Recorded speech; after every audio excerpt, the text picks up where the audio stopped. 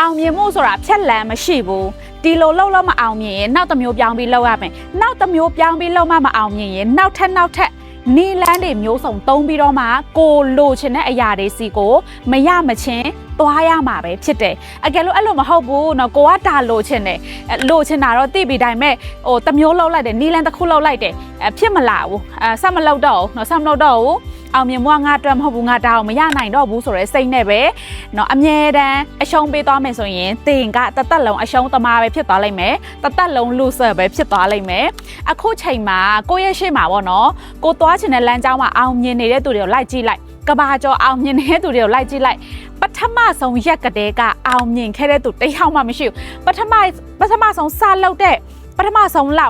နှစ်ကတည်းကနော်သူတို့လိုချင်တဲ့အကြီးဆုံးအောင်မြင်မှုကိုသူတို့ရခဲ့တာမဟုတ်စက်တိုက်လုံနီးလန်းမျိုးစုံလို့နော်ကိုလိုချင်တာမရမချင်းလှုပ်မှသူတို့အခုရနေတဲ့အောင်မြင်မှုတွေရလာတာပဲဖြစ်တယ်အဲ့တော့အားလုံးနော်အခုချိန်မှာကိုပါရချင်နေလေ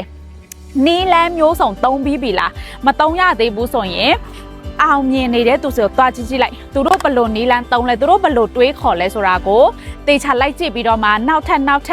ဖြစ်နိုင်ချေရှိတဲ့နီလန်းတွေအများကြီးထပ်လုပ်လို့ရသေးတယ်လို့ပြောချင်ပါတယ်ရှင်အဲ့တော့ဒီလိုမျိုး mindset တွေအတွေးခေါ်ရင်လည်းပတ်သက်ပြီးတော့မှเนาะလေ့လာခြင်းနဲ့နောက်ထပ်သင်ယူခြင်းနဲ့ဆိုရင် PA ရဲ့ change mindset upgrade your income လို့ခေါ်တဲ့သင်တန်းထဲကိုလေ့လာလို့ရတယ်အုံနောက်ရဲ့အလောက်လောက်ပုံတွေအသေးစိတ်သင်ထားပြီးတော့မှအောင်မြင်သူတွေဘလို့တွေးလဲဆိုတဲ့အတွေးခေါ်တွေကိုလည်းအသေးစိတ်သင်ထားပေးတာဖြစ်တဲ့အတွက်ပေါ့နော်အခုဒီဗီဒီယိုကနေလာအပ်လို့ရှိရင်သင်တန်းချင်းပြည့်တဲ့သိန်းကနေ9000နဲ့ထားပေးအောင်မှာဖြစ်ပါတယ်ရှင်အဲ့တော့